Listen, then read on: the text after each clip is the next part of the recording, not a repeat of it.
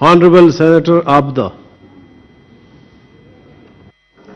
Chairman साहब, मैं भी राना साहब के लिए दुआ गो, अल्लाह ताला उनको जन्नत में आला मकाम दे।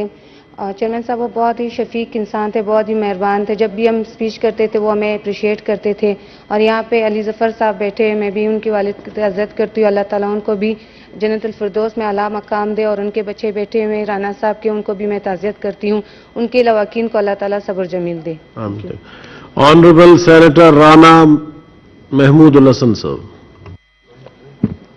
औज़ु बिल्लाहि मिनश शैतानिर रजीम, बिस्मिल्लाहिर रहमानिर रहीम।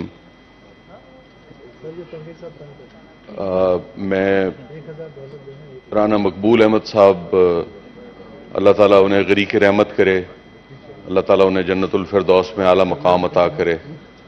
वो हमारे लिए एक घनी छाँव की तरह थे और वो मेरी उनसे जो पहली मुलाकात है, मैं उस वक्त 10वीं जमात में पढ़ता था और वो मुल्तान में बतौर SSP आए और मैं अपने वालिद के साथ उनसे मेरी मुलाकात हुई। और फिर वो सिलसिला हमारा जो है वो सेनेट तक हमारा चलता रहा और हमेशा उनकी शफकत जो है वो मेरे साथ शामिल हाल रही। अल्लाह ताला उन्हें गरीक रहमत करे। वो बड़ी मोहब्बत करने वाले और बड़ा ही प्यार करने वाले इंसान थे। आज उनके दोनों साहबजादे यहाँ पे मौजूद हैं, हम उनसे दिली ताज़ियत करते हैं और दुआ करते हैं कि अल्लाह ताला उनके जो भी कोई बशरी तकाज़े थे, उनसे अगर कोई कोताहियाँ हुई हैं, अल्लाह ताला उन्हें भी माफ़ करे। अल्लाह पाक हमारे माँ बाप को भी माफ़ करे और अल्लाह हमें भी माफ़ करे।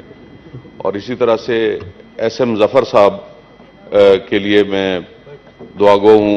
अली ज़फ़र साहब हमारे कुलीग हैं, अल्लाह ताला उन्हें भी गरीक रहमत करे। राना साहब के बारे में मैं कहूँगा कि वो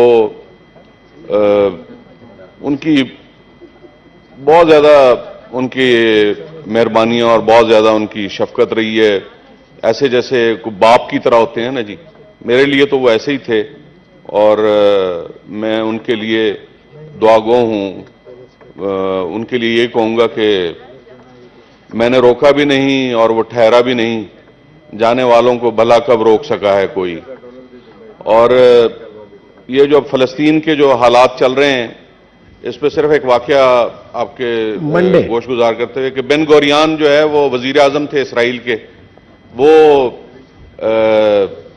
जाने लगे तो उनकी बेटी ने कहा कि आज दीवार गिरिया पे दुआ है हमारी सालाना, तो आप क्यों जा रहे हैं? उन्होंने कहा बेटा आज मुझे हुकूमती उमूर हैं बहुत ज़्यादा निपटाने हैं, तो उसके लिए मुझे जाना है। तो उन्होंने कहा कि 1.5 अरब मुसलमान हैं, अगर दुआओं से कोई बात बनती तो शायद इसराइल का नामो निशान भी मिट जाता। तो वो नवाबजादा साहब ने कहा था ना कि कब अश्क बहाने से कटी है शब हिजरा, कब कोई भला सिर्फ दुआओं से टली है, दो हक को सदाकत की शहादत सर मक्तल, उठो कि यही वक्त का फरमान जली है। हमारे लिए तो ये बस अफसोस का ही मकाम है कि हम उनके लिए यकीनन मैं समझता हूं कि जो मुख्तदर हल्के हैं वो उनके लिए ज़रूर कुछ ना कुछ सोचेंगे।